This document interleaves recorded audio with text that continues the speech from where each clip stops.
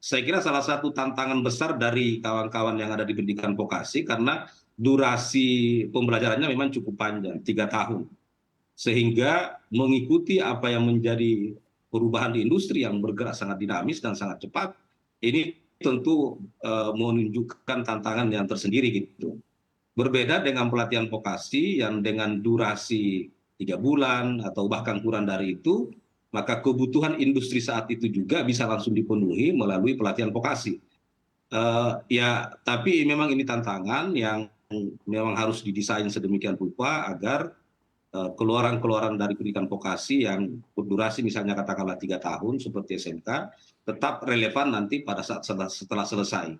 Nah, itulah pentingnya salah satunya informasi pasar kerja yang bisa memproyeksikan kira-kira untuk jangka pendek kira kebutuhannya apa saja oleh industri ini, 5 tahun bahkan 10 tahun yang akan datang sudah bisa terproyeksikan sehingga lembaga pendidikan yang memang berdurasi lebih lama ini bisa presisi di dalam memperkirakan kejuruan atau jurusan apa saja yang perlu didorong untuk dibuka dalam rangka untuk memenuhi kebutuhan pasar kerja. Baik Pak, lalu terkait dengan kalau kita bicara mengenai balai latihan kerja begitu yang diselenggarakan oleh Kemenaker. Sebetulnya saat ini seperti apa Pak update-nya? Lalu juga boleh dibilang hasilnya sudah seperti apa sih? Artinya apakah dari balai latihan kerja ini cukup signifikan untuk bisa menyerap tenaga kerja untuk dunia usaha atau dunia industri?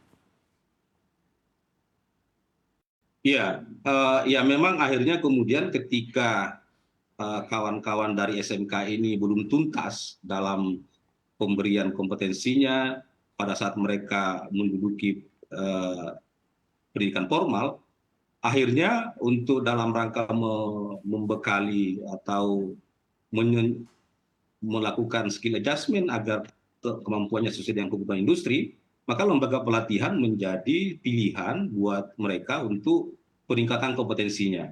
Itulah sebabnya tidak mengherankan kalau dari angka statistik yang kami miliki, setiap tahunnya proporsi siswa SMK yang masuk ke BLK kami itu mencapai sampai 39 bahkan sampai hampir 40% jumlahnya gitu dari seluruh yang kita latih untuk setiap tahunnya.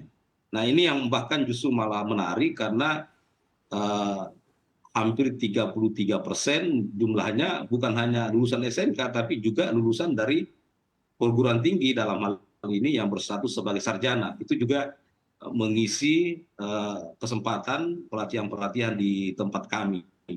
Jadi ya upaya ini yang memang bisa dilakukan dalam rangka untuk penyesuaian dan itulah sebabnya kenapa kemudian di pelatihan vokasi itu di BLK kejuruannya bisa sangat fleksibel karena kita menyesuaikan dengan apa yang menjadi kebutuhan industri. Bahkan kita punya program yang disebut dengan tailor made training yang pelatihan itu diadakan berdasarkan apa yang menjadi permintaan dari industri langsung. Kalau misalnya program pelatihannya itu belum ada, bisa kita duduk bersama dengan industri menyusun kompetensi seperti apa yang diharapkan dari keluaran dari pelatihan tersebut nantinya yang kemudian setelah selesai pelatihan bisa langsung terserap masuk ke industri. Baik, lalu Pak pertanyaan terakhir Pak, sebetulnya untuk saat ini ya sinergitas dari Kemnaker dan juga Kemendikbud seperti apa dan upaya-upaya atau langkah konkret apa yang kedepannya selain daripada tadi balai latihan kerja sudah dibuat begitu ya, kedepannya akan seperti apa lagi Pak agar artinya bisa menekan angka pengangguran lalu juga membuat mungkin para adik-adik atau murid-murid dari SMK ini lebih bersemangat lagi karena ternyata diberikan lapangan kerja yang mungkin kedepannya lebih pasti lagi begitu Pak Ali. Iya, ya dengan Perpres ini salah satu mandatnya adalah hadirnya apa yang disebut dengan tim koordinasi nasional vokasi, di mana semua stakeholder ada di dalamnya, termasuk dalam hal ini Kementerian Pendidikan dan Kementerian Ketenagakerjaan yang bertanggung jawab untuk pendidikan vokasi Kementerian Pendidikan, untuk pelatihan vokasi Kementerian Ketenagakerjaan tentu saja selalu bersinergi dalam hal ini, baik dalam hal sharing resources maupun dalam hal misalnya untuk penyusunan program-program atau program studi atau jurusan, Kementerian Ketenagakerjaan yang bertanggung jawab dalam hal penyiapan informasi pasar kerja.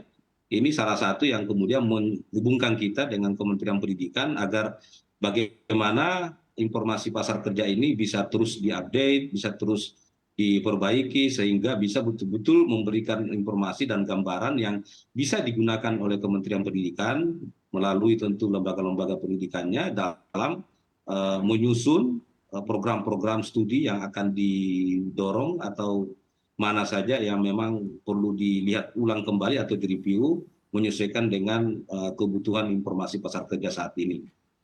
Jadi di lapangan bahkan baru-baru ini kita ada pertemuan dengan kawan-kawan di Dirjen Diksi untuk kerjasama bagaimana Baik. mendorong agar lulusan-lulusan SMK ini juga bisa mengakses pemagangan di luar negeri yang ini juga saat ini kita sekian tahun laksanakan dengan beberapa negara. Baik, ya.